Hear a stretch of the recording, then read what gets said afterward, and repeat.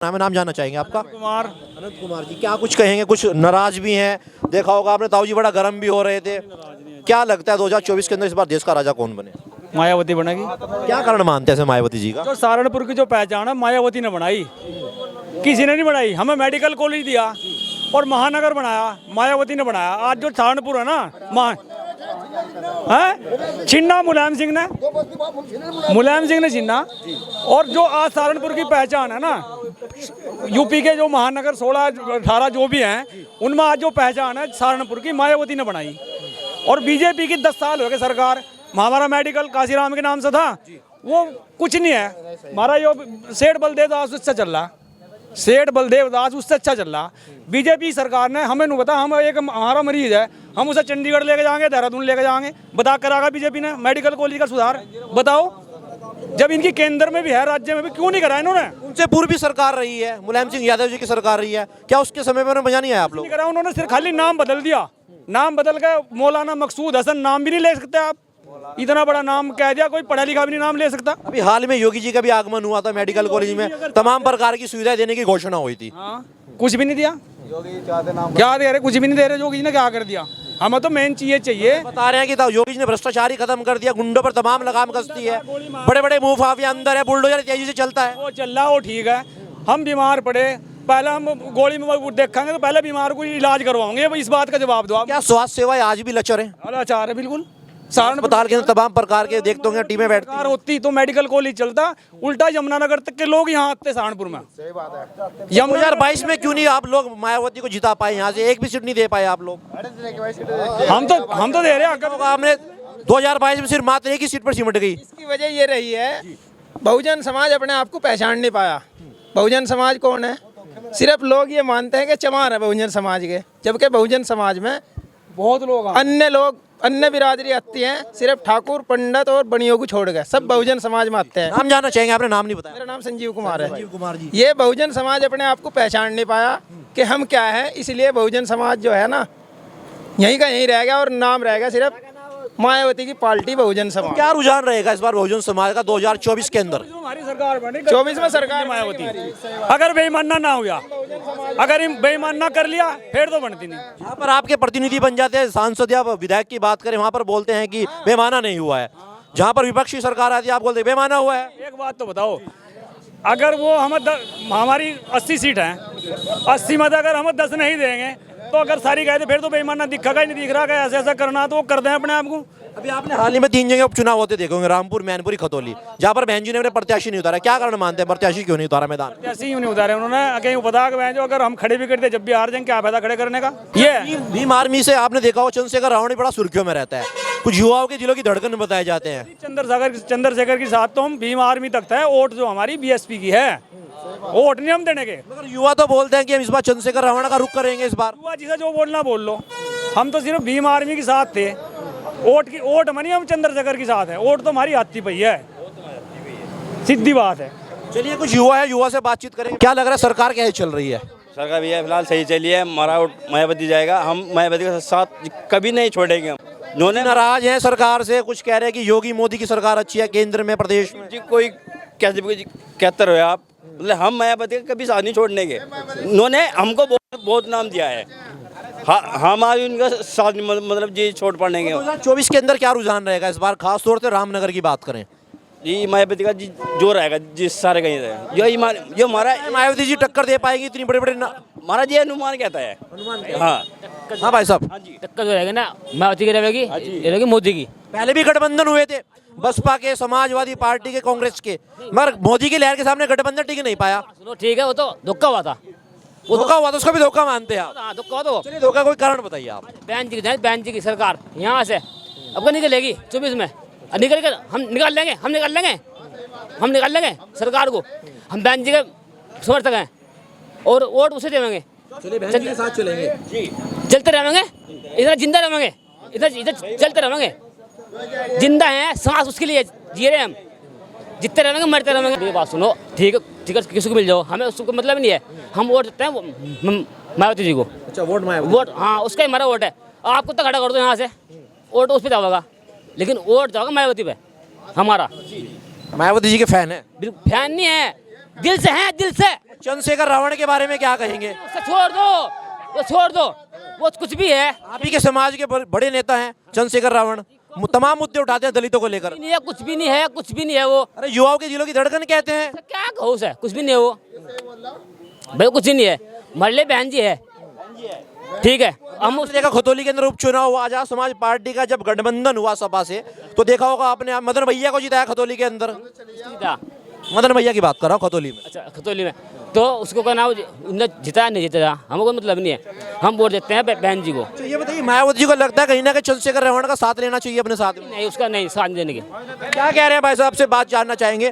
क्या नाम है आपका, नाम जानना चाहेंगे? सुनील कुमार गौतम। क्या कुछ कहें, कुछ कह रहे थे आप, कैमरे बात करते हैं। हाँ जी, बात करो बिल्कुल। चंद्रशेखर रावण जो बताते हैं कि यहाँ पर दलितों के खासतौर से बहुत मसीहा बताए जाते हैं। बड़े भाई वो भी बड़े भाई हैं। बड़े भाई है। लगता है 2024 में मायावती जी को सहारा लेना चाहिए चंद्रशेखर रावण जी का? नहीं देखो, ऐसा वो तो राजनीतिक पार्टी अलग अलग, लेकिन संगठन में जैसे रावण जी के साथ थे ऐसे वोट में नहीं कन्वर्ट हो पा रहे। और आपने देखा भी होगा, ये जैसे 2022 का चुनाव गया, इसमें देखा यहाँ से 4400 वोट मिली कुल, और वो भी डॉक्टर साहब की अपनी थी। जो डॉक्टर साहब लड़े ये इनकी अपनी वोट थी, इसके अलावा कोई वोट नहीं चंद्रशेखर को। और कहीं कहीं तो इन्हें 20-22 वोट भी मिली आपको। आप तो हर जगह घूमो, आपको पता है हर चीज़ का। लेकिन चमार जो था तमाम एकजुट होकर हत्या पे वोट दिया चमारों केवल, ठीक है। यहाँ 65,000 वोट तमाम चमारों की हत्या पड़ी है। अच्छा, अगर ओबीसी साथ आवे तो चले काम, ओबीसी पीछे भाग रहा, चमार टूट रहे मायावती से, मुस्लिमों की मजबूरी होगी। मुस्लिम क्या करेंगे? देखो इन्होंने इस बार ऊपर से लेकर नीचे तक के जोर लगाई समाजवादी को लेकर 2022 में। आप तो पता, आपको पत्रकार हो, लेकिन बीजेपी को कुछ नहीं कर पाए। इस चीज़ का इन्हें भी दिख गया। 2022 की विधानसभा अगर चुनाव के नतीजे देखे होंगे आपने, मात्र 1 सीट मिली बहन जी को। क्या ऐसे में एक सवाल ये पैदा होता है कि 2024 के अंदर लोकसभा चुनाव के अंदर बहन जी टक्कर दे पाएंगी? ऐसा देखो, बात सुनो मेरी, 2017 का जो चुनाव हुआ और जो 2022 का चुनाव हुआ, उसमें हमारा परसेंटेज कितना घटा, बहन जी का परसेंटेज कितना घटा? भाई 2017 के चुनाव में 1,94,00,000 वोट मिला था उत्तर प्रदेश से। अब के कितना मिला? 92। सिर्फ मात्र 2-2.5 लाख वोट घटे पूरे उत्तर प्रदेश में बहन जी के जो कटे वोट। बहन जी का जो का तू है, खाली क्या था कि ये जो बढ़ोतरी थी ना वो नहीं हो पाई, वरना बहन जी का वोट जो का। दलित समाज इस बार 2024 में फिर एक बार बहन जी की तरफ को रुख करने जा रहा है। दलित समाज तो टूटता ही नहीं बहन जी से, दलित समाज तो टूटे ना बहन जी से। बीजेपी भी यही चीज़ सोच के हैरान है कि जैसे राहुल गांधी ने भारत जोड़ो यात्रा निकाली कि बता रहे हैं कि दलित खासतौर से मुस्लिमों का एक बार जो गठबंधन बनने जा रहा है। इमरान मसूद जी को आपने देखा होगा किस तरह मायावती ने साथ मिलिया, सर पर हाथ रखा। हर जगह यही बात होती है कि दलित मुस्लिम दम भर देंगे। इस बार लग रहा है कि ये समीकरण कामयाब होगा। बिल्कुल कामयाब होगा।